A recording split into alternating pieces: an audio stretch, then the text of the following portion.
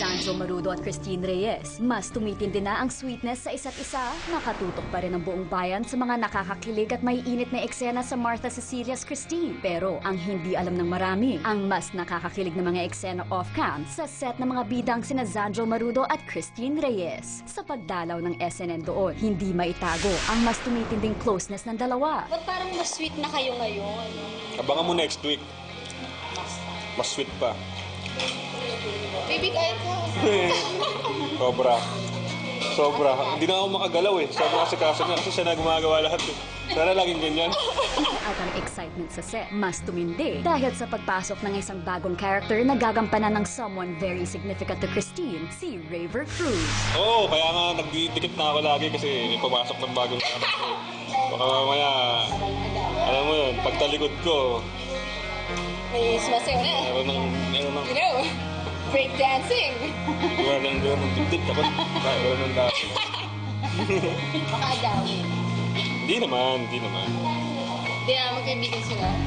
Sobrang excited Close kami. na sila kaysa sa akin. Hindi kaya magkaroon ng ilangan ngayong magkakasama sa isang set sina Sandro, Raver at Christine? Siyempre sa unang araw may ilang-ilang ka pa kasi unang hindi mo kilala yung mga tao, nakapaligid. Excited na kami kung paano maging mangyayari dito sa love triangle namin. At dahil nga sa mas tumitinding sweetness nila, mas nahuhok na kina Sandro at Christine ang kanilang mga fans na Zanteen na dinadayo pa sila sa set to give them treats. Wow, thank you, Zantin. Thank you so much. Wow, ang daming chocolate. Sobrang thank you kasi sobrang na-appreciate namin ni Z lahat ng efforts nila. Biruin mo, pinupuntahan pa nila kami dito sa Batangas. Sobrang thank you. They're really close now, I'm sorry. Kasi They have nakita good mo chemistry, yes. No, you know, the chocolates. That's the way you eat chocolates now. Ay, That's a joke. You saw sweet it? na sweet. Oo. Mouth to mouth. Oo. Huwagi mga kaibigan ng mga kapamilya, kagabi sa ginanap ng 32nd Catholic Mass Media Awards. At sa gitna ng happiness ng mga winners, ang ilan sa kanila naharap sa intriga, gaya ni Vina Morales at Matteo Guidicelli ng Agua Bendita na ang mga balita may mga bagong love life daw. Ang sagot nila, now na. Kapamilya Network, humakot ng parangal sa Catholic Mass Media Awards. Muli na namang kinilala ang ABS-CBN for its values-oriented programming and media affairs by winning major awards sa 32nd Catholic Mass Media Awards na ginanap last night sa UST Medicine Auditorium. Hinirang na Best Station ID ang 2009 Christmas Station ID ng network, Best Drama Series ang MMK, at Best News Magazine ang Rated K. Best News Program naman ang TV Patrol at Best Special Event Coverage ang Paalam Cory ng TV Patrol Sabado. Maging ang Paalam Cory Commemorative Special ng ABS-CBN Publishing, kinilala rin at ang Star Records, nakakuha ng parangal for their May Bukas Pa album.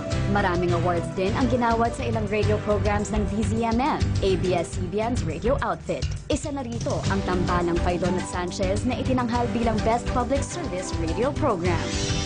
Iba ho ang panuntunan ng Catholic Mass Media Awards kaya napakalaking karangalan po para sa amin sa ABS-CBN. Ang TV program ni Ted Paidon na Paidon ngayon, nabigyan ng special citation. May special citation din bilang highly commendable talk show ang The Bottom Line, hosted by our very own Mr. Boy Abunda. Nakatanggap din sa special citation for Best Drama Series ang Agua Bendita. Kaming dalawa talagang happy-happy parang sa lahat. Oh, I like to thank, CMMA, buong Agua Bendita cast, staff. We feel so blessed to receive this. Andy, wala ka dito, oh. At ang Agua Bendita stars, hindi nakaligtas sa intriga. Vina Morales finally speaks up on the issue linking her to Executive Secretary Paquito Ochoa. Diyos ko, nakakahiya yan. Please, no, it's not true. I have respect for the person, so please, huwag niyo po ako isalid saan. At si Mateo, nagbigay naman ng update tungkol sa napapabalitang pagiging malapit niya kay Maha Salvador. Una po, hindi naman po ako naliligaw sa kanya. Mga friends na kami. As of now po, gusto ko lang magkaibigan sa kanya kasi she's such a wonderful girl. Hindi naman po ako in a rush or anything. So kahit sinong lalaking gusto ni Maha, Maha's choice and I can't do anything. Your kwento?